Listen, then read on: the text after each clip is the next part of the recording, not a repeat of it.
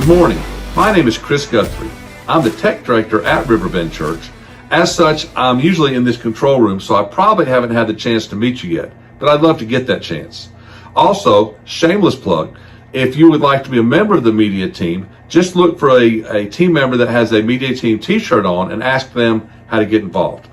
So for the past several weeks, we've been studying the book of Hebrews. Pastor Joe has done a great job on Sunday mornings, hitting the big ideas that he thought were important, that he felt like he had time to hit in the time he had on Sunday mornings. And he challenged us to, on our own and through these devotionals, to study the rest of Hebrews, to really search out what God has to say for us through this really, really great book. So today we're going to be in chapter 12, and I'm going to start in verse 3. So let's jump in. So verse 3, God says, "Think of all the hostility that he endured," that's Jesus, "from sinful people.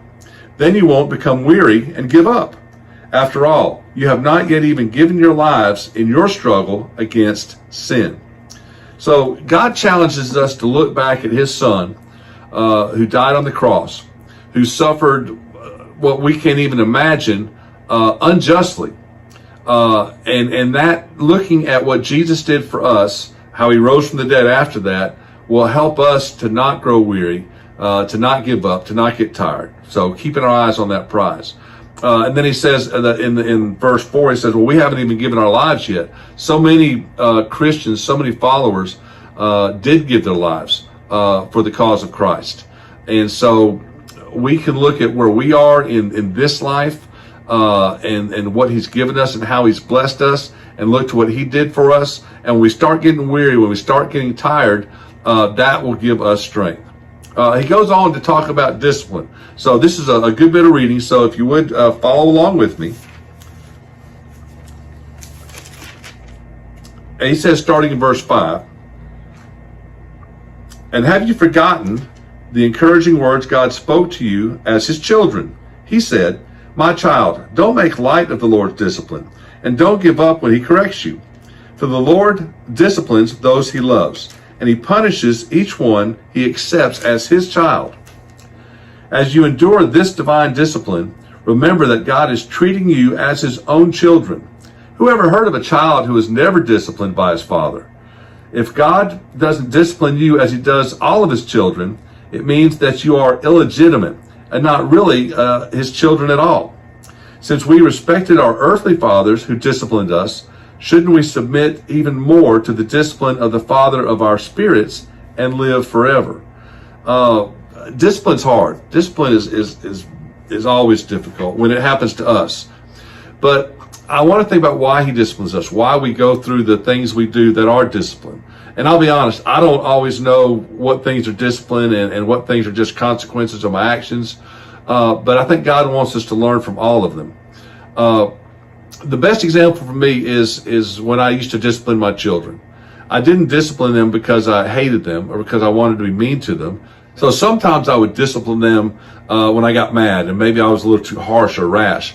But in general, I disciplined them because I loved them. I wanted them to learn not to do whatever they had done or to do whatever they didn't do. And sometimes that was hard on them. So it's hard on us as parents. We know that it's difficult when we discipline our kids. It doesn't feel good.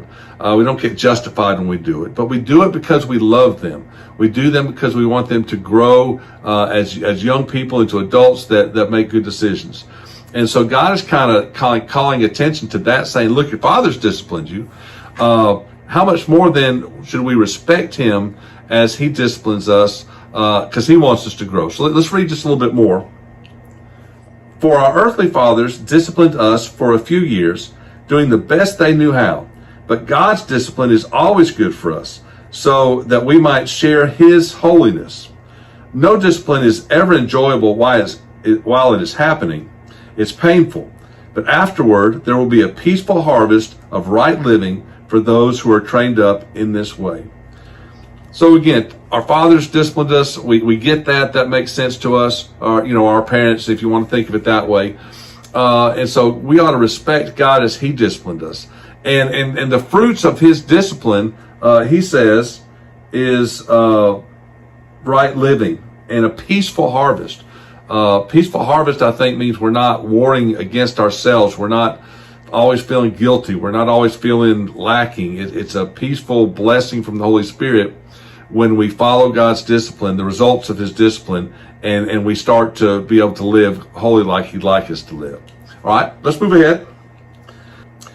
So take a new grip with your tired hands and strengthen your weak knees.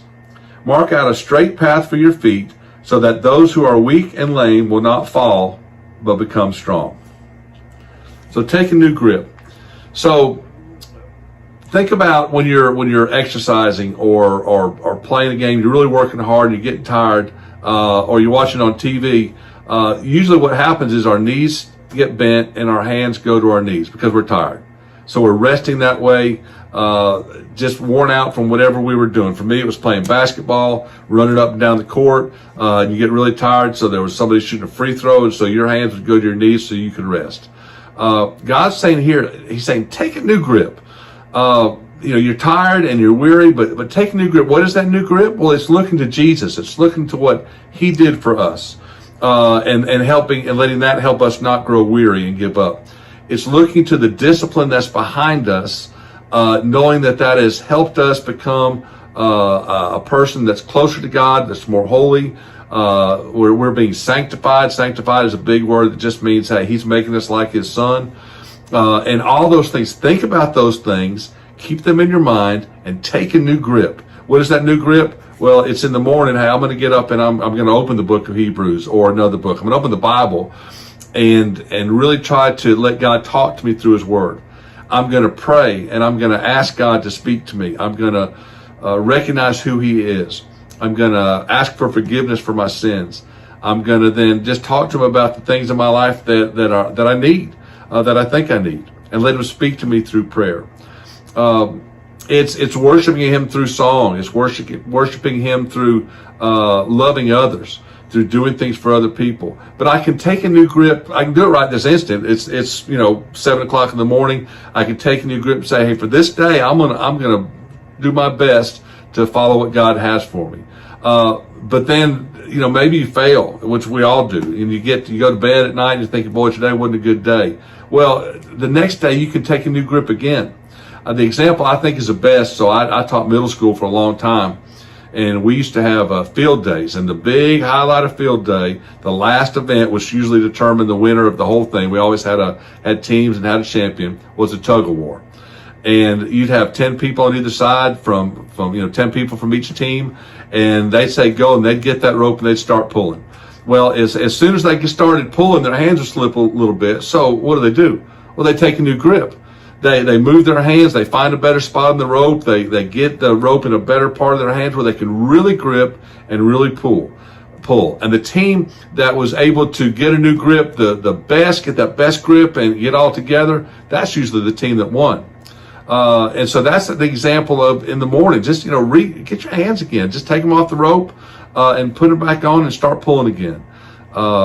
Once you ask for forgiveness, let's say that right now you're saying, hey, I want to take a new grip right this instant. Well, ask God to forgive you for what you've done in the past.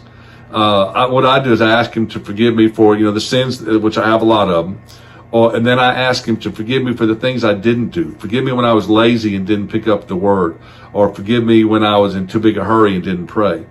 And then once you've done that, God does forgive us. And now you can take a new grip, a fresh start, in living living today, just like nothing else bad happened in your past. And you can live that new day, in his love, knowing that you're forgiven, knowing that he loves you, and then you start loving on other people. And you do that, today, you do it tomorrow, and eventually that discipline of doing it every day, will allow you to pull that rope and win that tug of war. So I know it's been, this is not my strength. My strength is running these machines, I guess. But I pray that you've been blessed. I pray that you've been blessed by Hebrews. Joe has one more message to wrap up this sermon series on Sunday. It's going to be a really good one.